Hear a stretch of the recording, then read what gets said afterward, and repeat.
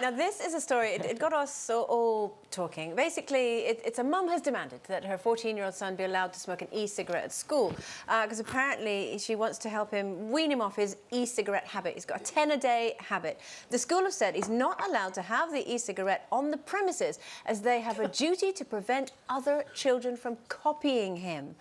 What do you think of this, Hilary?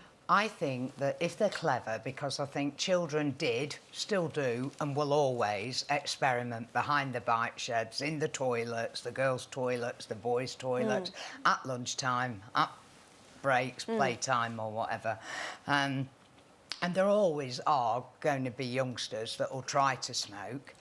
And I think that if the school were clever, they'd make this, they'd make a model of him of why not to smoke, because they would let him smoke e-cigarettes at lunchtime, but isolated from the other children, and therefore they'd be all having fun. Right. And they could then say, look, this is what happens when you do smoke. When you become addicted to the point that you can't... I have to say, I just do not think that is a practical or a sensible solution. You know, children but you will can't go accept into it. The the school's got a toilets and zero tolerance policy towards smoking. In a school, they've got to make rules for everybody. They can't start making exceptions for individuals because they're going to come up with all sorts of different kind of things. I mean, in a month's time, this will be irrelevant because these e-cigs will not be able to be sold to under 18s. So that's the way the legislation's going.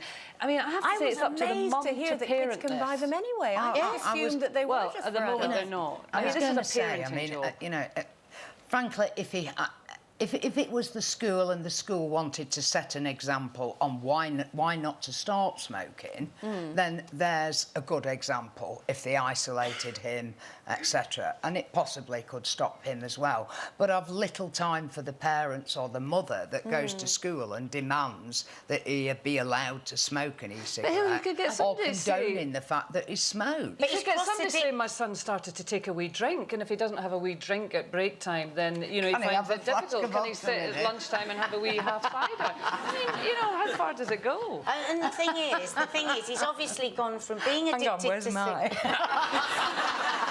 I talked you up, love. You're all right. The thing is, he was addicted to smoking. Now he's addicted to vaping. Yeah. And then he will be addicted to something else. You know. And the thing is, what are the issues underneath? And to just say the school has got to allow this next stage of him just doing, quite frankly, something that is not sorting out the underlying issues is ridiculous. And it will become fashionable, and everyone will be wanting to... Because I think actually what it will do, Hilary, is influence other kids to do it. Yeah. And I think, I mean, even that photo, the way that he's puffing it, you know, it's become something that... If you look at the he's probably a little star for of the lad, I mean, he doesn't look 14. He looks significantly older than that. And really, this has emanated from home, hasn't it? You know, if I was his mother, he'd get a kick up the backside and he'd be saying... But you know, the other thing is head teachers or schools have got so much to deal with. We want them to educate our children. We want them to teach our children to read and write and do all of these things. How much are we expecting schools to really take on here, to actually parent this child? Because, I mean, we would all surely want to take responsibility for our 14-year-old if we thought they were addicted to nicotine and start e-cigs. I mean, we've got to, as parents, step up here. We can't expect schools to be taken on board. And what are they going to do? Make a special area for him? I mean, I think it's ludicrous. No, I mean, I live next door to a secondary school, and obviously I went to secondary school, and it was ever thus that there are kids hanging about by the school gates or around, you know, around the back, having a cigarette. And I think that having a zero tolerance ban within the school is just as it should be.